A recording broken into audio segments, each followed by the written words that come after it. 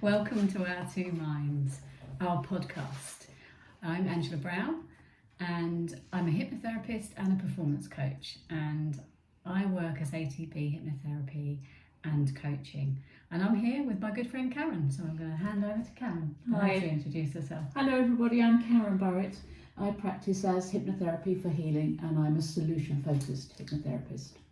And as this is our first podcast, we thought that we were going to try to explain what our thoughts are around hypnotherapy and what motivated us to become hypnotherapists. So I'm going to ask you first, Karen, you'd like to tell us and our listeners what motivated you to become a hypnotherapist? Yeah, sure. So I've had a long-standing interest in mental health, but it didn't always sit very neatly with my long-term, my first career.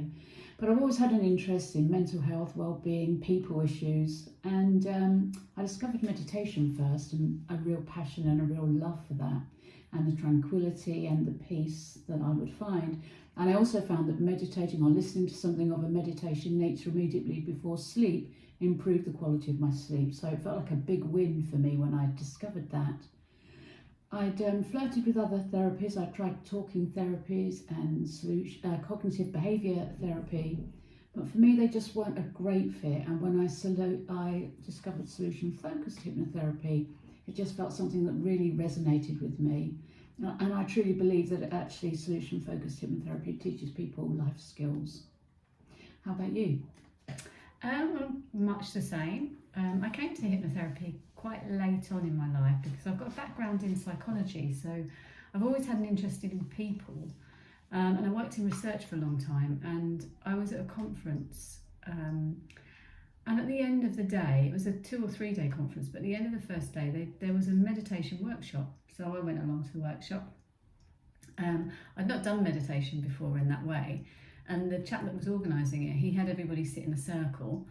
We all sat down and he talked to us about meditation, and he then asked us all to stand up, which we did, and close our eyes and walk round in a circle. So we really had to put our trust in the person in front and the person behind us, whilst in this state with our eyes closed. That's a lot of trust, actually. Yeah, it was a lot of trust. Complete strangers. That's it, exactly. But I found that I really, really enjoyed it, and I found a real peace after I'd been in there. And because I wanted to work in therapy, I looked to try and find something, a therapy that would fit in with that kind of thing. And that's how I happened across hypnotherapy. Okay, yeah. And thoroughly enjoy it. Yeah. So what does hypnotherapy, if you were to explain hypnotherapy to somebody, how would you explain it? What does it mean to you? So I think I'm going to say it's about changing the way our brains perceive the world around us, and by encouraging positivity. And it's also about sending helpful and positive messages to an individual while they're in a trance state. Yeah, absolutely. And so I've said the magic word there, haven't I? I've said the word trance. How would you describe trance? Well, I think trance is a really interesting word, because trance is a relaxed state, and it's a state that's quite easy to achieve. And most people, I would say probably everybody, goes into a trance state at some point during the day, every day.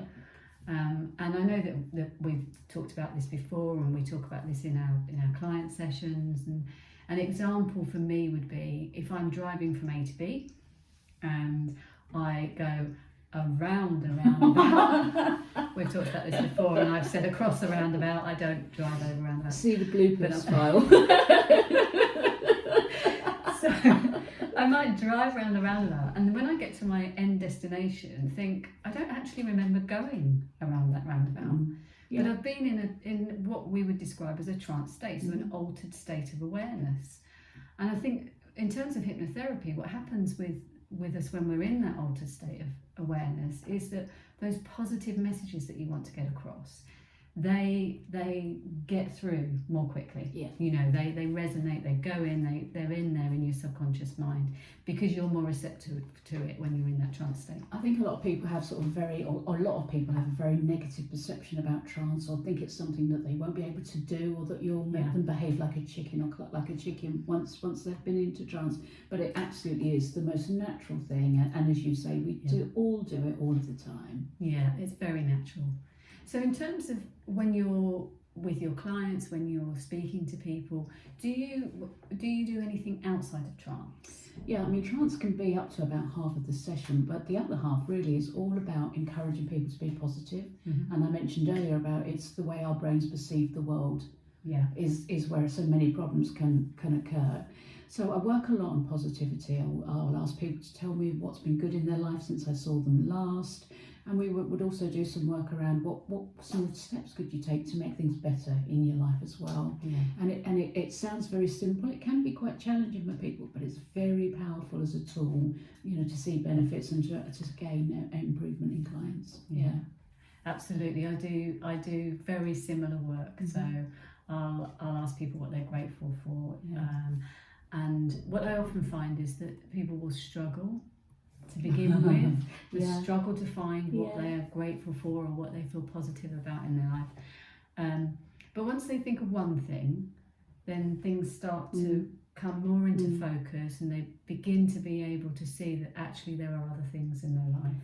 Yeah, it's a very human thing, isn't it, to just to be very aware of all the negativity around us. But even in the worst of times, there always are positives. It just becomes very difficult for our brains to see them and for them to register with us. That's right. So I think that's because we as humans are programmed to see the things that concern us around us, so that we can be aware, so that we can run if we need to. You know, it's the old, is that a lion over there, is that going to try and eat me? So do I need to run, stand still?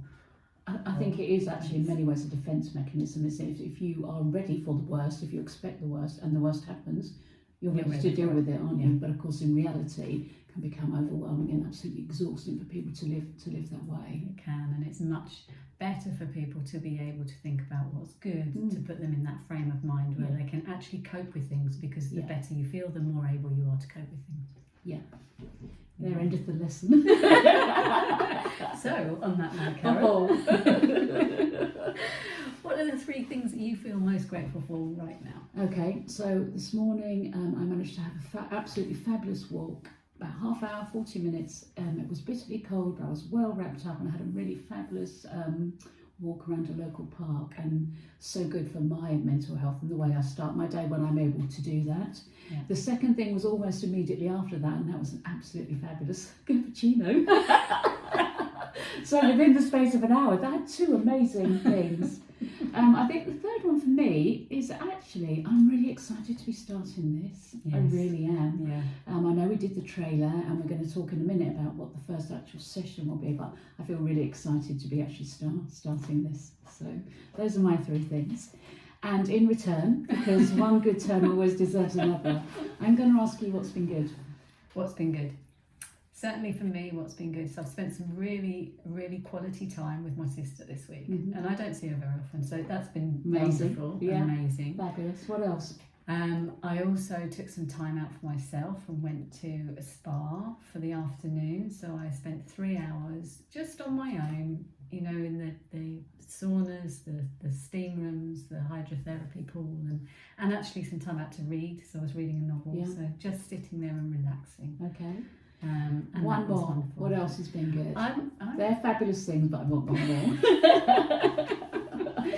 So one more. I'm actually going to echo what you've said. And I'm going to say the other thing that's been really good is working on you with this, doing the initial trailer that we've done for these podcasts, and putting together, because the good thing about this as well is that I've learnt so much. I mean, I never knew anything about podcasts or how to do a podcast. What to Can do. you tell?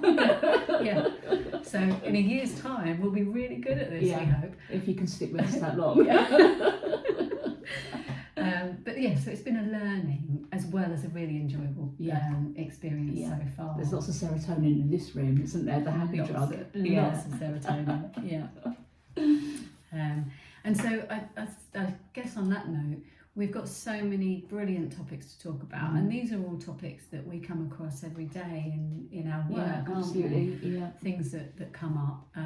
So we've got things like stress, like imposter syndrome, and The mask that people wear. I'm really looking forward to that one. Yeah. That's that. I asked for that, didn't I? did, I'm really fascinated by the front that people learn to wear over time as a means of protection or self-defense or whatever. So a great list of things, in my opinion. Yeah, and all of these have been shown to be helped by hypnotherapy. Yes. So these are all things that people have sort of come talk to us about, and that we've been able to support them with. So we're really looking forward to it. So the first one, Karen? So our first session is actually going to be on loneliness, and we've chosen that particularly because winter, December and Christmas in particular can be a really difficult time for some people. So in our first proper podcast, we're going to talk about that and hopefully give you some hints and tips and sources of other information if you were one of those unfortunate people. Yeah. So very excited. Very excited. Yeah. So this wraps up the first episode. Yeah. And we look forward to talking to you all about loneliness in our next one. Thanks. Bye. Take care.